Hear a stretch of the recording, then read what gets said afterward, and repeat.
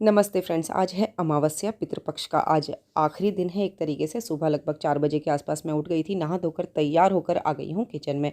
तो जाने से पहले मैं यहाँ पर छोले बॉईल होने के लिए रख गई थी, लेकिन आकर देखा तो ये थोड़े से कच्चे रह गए। तो अब इन पे दोबारा से मुझे बेसन लगानी पड़ेगी। कोई बात नहीं, जब तक ये छोले पककर तैयार होंगे तब तक इसके लिए मसाला तैयार कर लेते हैं। उसके लिए मैं बनाऊंगी टमाटर और अदरक की ग्रेवी अभी, क्योंकि पितृपक्ष में और उसके बाद नवरात्रि में प्याज और लहसुन का तो कोई काम ही नहीं है।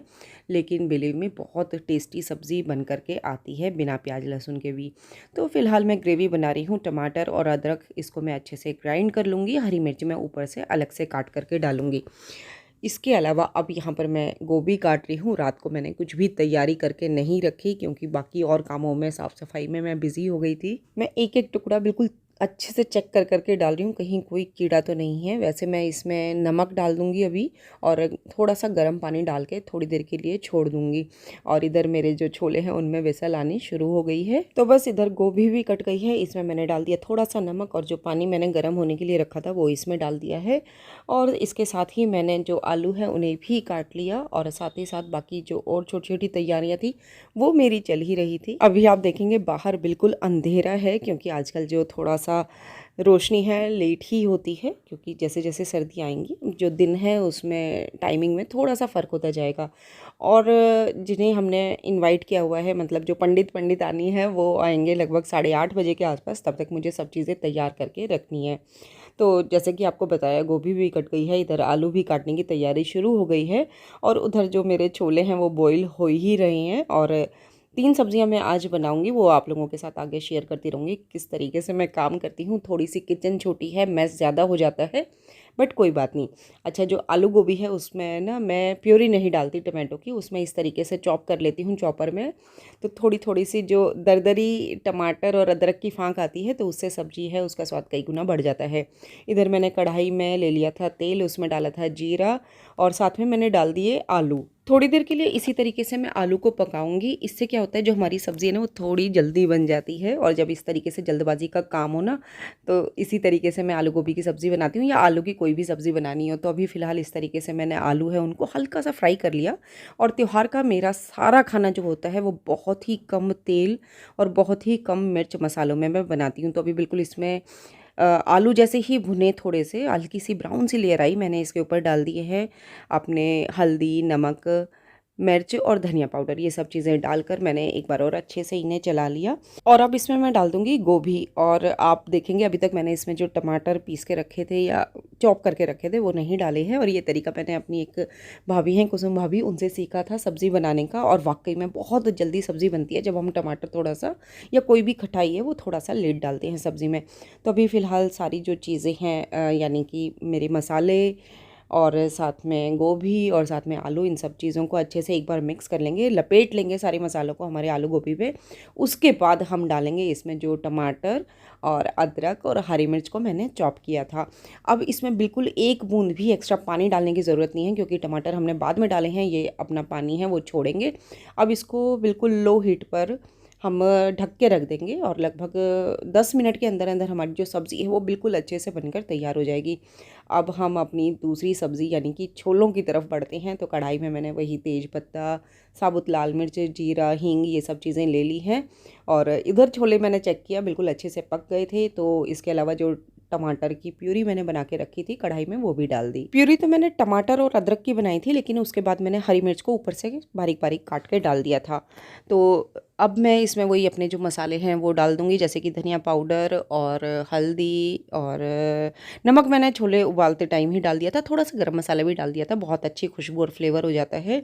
और लाल मिर्च डाल दी है। अब इसको जब तक हम तैयार करते हैं, मतलब भून रहे हैं ये मसाले, तब तक मैं अपनी अगली सब्ज़ी की तैयारी कर रही हूँ, यानी कि मटर पनीर। तो उसके लिए फिर से मैं अगेन प्यूरी बना रही हूँ, और इस बार मैं प्यूरी में थोड़े से काजू भी डाल दूँगी।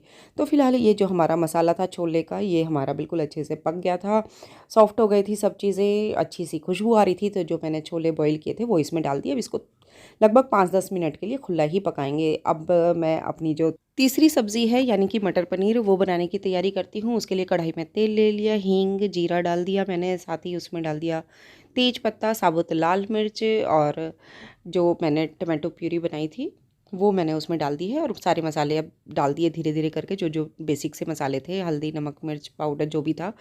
और अब इधर मैं बाकी जो सब्ज़ियाँ हैं ना बीच बीच में उन्हें भी चेक कर रही हूँ कि पकी हैं या नहीं पकी हैं। तो अभी मटर पनीर की जो ग्रेवी है वो मेरी तैयार हो रही है।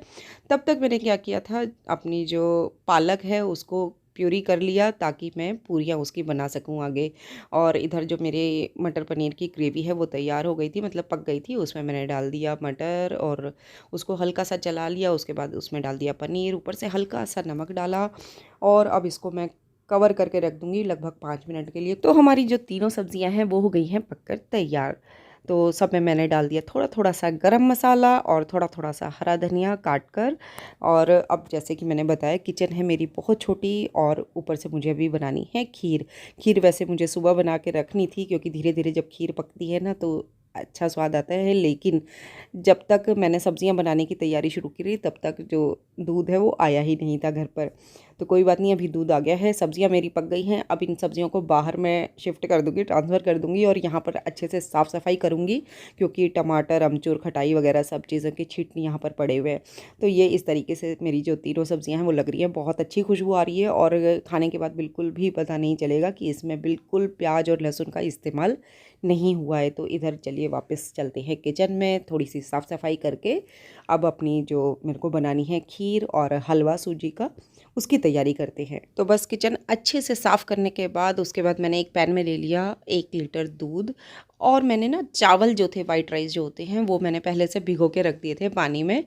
जैसे ही मेरा दूध बॉईल होगा वो मैं चावल उसमें डाल दूँगी और इधर साथ के साथ मेरी तैयारी शुरू भी हो गई है हलवा बनाने के लिए। कढ़ाई में मैंने ले लिया गाय का घी और उसमें डाल दी साफ़ की हुई सूजी और सूजी को बहुत अच्छे से भून लिया। सूजी बिल्कुल अच्छे से भुन गई है। अब हम इसमें डाल देंगे पानी। बहुत अच्छी खुशबू आती है जब सूजी भुनती है।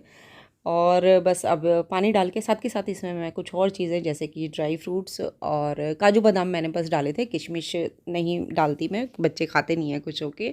और साथ के साथ थोड़ी सी चीनी इसमें डाल दी है। अब ज़्यादा देर नहीं लगेगी अब इसको पकने में। और साथ के साथ इधर जो चावल हैं वो मैंने दूध में डाल दिए क्योंकि दूध हो चुका था बॉईल। और बस अब इसको धीरे धीरे हम पकाएंगे चावलों को। और इधर देखिए कितनी अच्छी खुशबू आ रही है, काश मैं आप तक पहुंचा पाती। और ये हलवा हमारा बनकर बिल्कुल तैयार हो गया। अब इसको ना कढ़ाई को खाली कर लेते हैं क्योंकि मुझे पूरियां बनाने के लिए भी यही कढ़ाई चाहिए।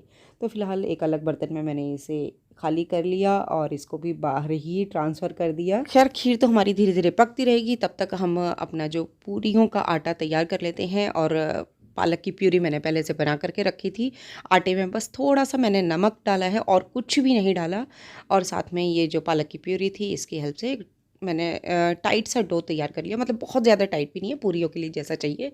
अब इसको एक टिफ़िन के अंदर मैंने कवर करके रख दिया है। 10 मिनट में ही बहुत अच्छे से आटा हमारा हो जाएगा रेडी। और इधर जो बिल्कुल हमारे चावल थे ऑलमोस्ट पक गए हैं, इसी में मैंने थोड़े से ड्राई फ्रूट्स डाले हैं, थोड़ी सी चीनी डाली है, 2 चम्मच मिल्क पाउडर भी डाल दिया था, बिल्कुल गाढ़ी हो गई है खीर हमारी। इसी में थोड़ा सा इलायची पाउडर डाला और हमारी खीर भी एकदम रेडी। इसके बाद जो मैंने पालक की पूरियों के लिए आटा गूंद के रखा था उसमें से मैंने ना इस तरीके से लोई आराम से बैठकर तैयार कर ली थी। और अब इनके ऊपर मैं लगा रही हूँ तेल एक ब्रश की हेल्प से। अब चाहे कितनी देर के लिए भी मैं इन लोइयों को ऐसे ही छोड़ दूँ, टिफ़िन में वैसे कवर करके रखूँगी, लेकिन ये जो लोई हैं ये बाहर से बिल्कुल भी नहीं सूखेंगी। वरना क्या होता है जब हम इस तरीके से पहले से लोई बना के रखते हैं और जब पूरियाँ मिलती हैं ना तो उसके जो चारों तरफ क्रैक्स से दिखाई देते हैं या फिर पपड़ी सी जम जाती है। लेकिन इस तरीके से अगर हम पहले से लोई बना के रखें, कितनी देर के लिए आप छोड़ दो बिल्कुल भी ख़राब नहीं होती है बाहर से। अंदर का आटा एक बार को ख़राब हो जाएगा, फर्मेंट हो जाएगा, लेकिन जो बाहर की लेयर है वो बिल्कुल नहीं सूखेगी। तो इन लोइयों को तो मैंने अच्छे से कवर करके रख दिया कि आराम से बनाती रहूँगी जैसे ही ब्राह्मण आएंगे उनके लिए पूरियाँ। लेकिन साथ ही साथ मुझे 16 छोटी पूरियाँ जो बनती हैं वो भी बना के रखनी थी। तो वो भी बस मैंने तैयार कर ली और लगभग 7:30 बजे के आसपास तक मेरा सारा काम कह सकते हैं 95% काम रेडी था क्योंकि तीनों सब्जियां बन गई थी। और खीर बन गई थी, हलवा बन गया था, साथ में इवन मैंने लोई भी बना के रख दी। अब तो सिर्फ पूरियाँ तलनी थी, लेकिन अभी पहले मेरे को जो 16 पूरियाँ अमावस्या पे निकलती है पितृपक्ष की, वो 16 पूरियाँ तलनी थी। और साथ में चल रहे थे मेरे घर के बाकी काम, जैसे कि आज यश की तो छुट्टी थी, लेकिन महक का कॉलेज था, उसके लिए टिफ़िन भी तैयार करना था। तो जैसे ही भोग का प्रसाद जो था वो मैंने अलग निकाल लिया, और उसके बाद उसका टिफ़िन है वो मैंने पैक कर दिया। साथ में उन्हें तैयार करना था, मतलब तैयार वो खुद हो जाते हैं, लेकिन बार बार उन्हें बोलना पड़ता है जल्दी से ब्रश कर लो, नहा लो, और बस ये सब चलता ही रहता है घरों में बच्चों के साथ। तो ये था मेरा आज का वीडियो, जिसमें मैंने शेयर की अपनी अमावस्या की ब्राह्मण भोज की, जो कुकिंग व्लॉग इसको कह सकते हैं। पसंद आए तो प्लीज़ लाइक शेयर और कमेंट ज़रूर करें। फिर मिलते हैं, बाय बाय।